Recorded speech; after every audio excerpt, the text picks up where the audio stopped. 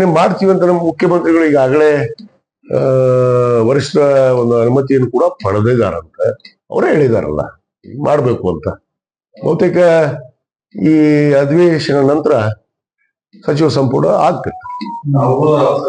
ನೋಡಿ, ನಮ್ಮ ಬೇಡಿಕೆಯನ್ನ ನಮ್ಮ ವರಿಷ್ಠರಾದಿಯಾಗಿ ನಮ್ಮ ರಾಜ್ಯದ ಮುಖ್ಯಮಂತ್ರಿಗಳಿಗೆ ನಾವು ಮನವಿಯನ್ನ ಬೇಡಿಕೆಯನ್ನು ಇಟ್ಟಿದ್ದೀವಿ. ಉಪಮುಖ್ಯಮಂತ್ರಿಗಳಿಗತ್ತೂ ಬೇಡಿಕೆ ಇಟ್ಟಿದ್ದೀವಿ.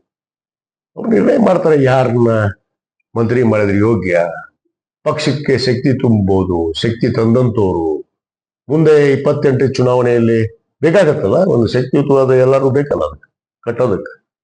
ಆ ನಿಟ್ಟಿನಲ್ಲಿ ನಮ್ಮ ಬೇಡಿಕೆ ಇದೆ, ಅದನ್ನು ಪರಿಗಣಿಸಿದ್ದಾರೆ. ವಿಶ್ವಾಸ ಕೂಡ ಇದೆ ನನಗೆ ಈ ಸಾರಿ ಅವಕಾಶ ಖಂಡಿತವಾಗಿ ಸಿಕ್ಕೇ ಸಿಗುತ್ತೆ. ಅಲ್ಲ, ಈಗ ಮಾಡಬೇಕು ಅಂತ ಒಂದು ವಿಚಾರವನ್ನು ಹೊಂದಿದ್ರು.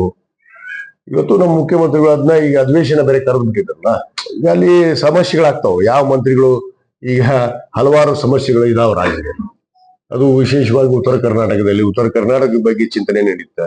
ಅಲ್ಲಿ ಉತ್ತರ ಕೊಡಕ್ ಮಂತ್ರಿಗಳು ಬೇಕೇ ಬೇಕಲ್ಲ. ಈ ಹೊಸ ಮಂತ್ರಿ ಮಾಡಿದ್ರೆ ಹೊಸ ಮಂತ್ರಿಗಳು ಉತ್ತರ ಕೊಡೋದಕ್ಕೆ ಕಷ್ಟ ಆಗುತ್ತೆ. ಯಾಕಂದ್ರೆ ಈಗ ಇರುವಂತ ಮಂತ್ರಿಗಳು ಏನೇನು ಆಗಿದೆ ಅನ್ನೋದ್ರ ಬಗ್ಗೆ ಅವ್ರಿಗೆ ಅನುಭವ ಇರುತ್ತೆ.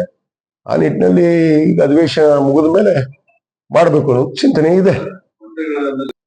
ಅದ್ರ ಬಗ್ಗೆ ನನಗೆ ಮಾಹಿತಿ ಇಲ್ಲ. ಅದ್ರ ಬಗ್ಗೆ ಯಾವುದೇ ನನಗೆ ಮಾಹಿತಿ ಇಲ್ಲ. ಆದ್ರೆ ಅಷ್ಟು ದೊಡ್ಡವಲ್ಲ ಅಂತ ಹೇಳ್ಬಿಟ್ಟಿದ್ದೀನಿ ನಾನು. ನನ್ನ ಮಟ್ಟದಾಗ ನಾನು ಮಂತ್ರಿ ಆಗ್ಬೇಕು ಅನ್ನೋದು ಒಂದೇ ಕೇಳಾವ ಅಷ್ಟೇ. ಯಾವ ಶಾಶ್ವತ ನನಗೆ ಕುರ್ಚಿ ಒಂದ್ ದಿವ್ಸ ಹೋಗವ ಕುರ್ಚಿ ಜೀವನ ಶಾಶ್ವತ ಇಲ್ಲ, ಇನ್ನು ಕುರ್ಚಿ ಏನು ಶಾಶ್ವತ?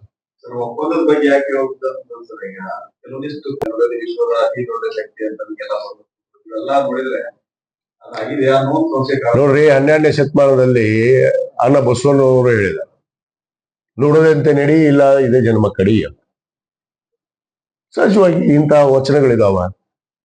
ಆ ರೀತಿ ನಡ್ಕೊಳ್ಳುವಂತ ಒಂದು ಮನಸ್ಥಿತಿ ನಂದು ಅಂತ ಅನ್ನೋ ಭಾವನೆಯನ್ನು ವ್ಯಕ್ತಪಡಿಸ್ಯಾರ. ತಪ್ಪೇನಿಲ್ಲ, ಅವ್ರ ಬಗ್ಗೆ ವ್ಯಕ್ತಪಡಿಸ್ಕೊಂಡ್ರ. ಅವ್ರು ತಮ್ಮ ಟ್ವಿಟರ್ ಅಲ್ಲಿ ಹಾಕೊಂಡ್ರೆ ಹೆಸರು ಹಾಕ್ಯಾರ, ನಡೆದಿಲ್ಲ ಯಾರು ಅಂತೇಳಿ. ಏನು ಹಾಕಿಲ್ಲಲ್ಲ.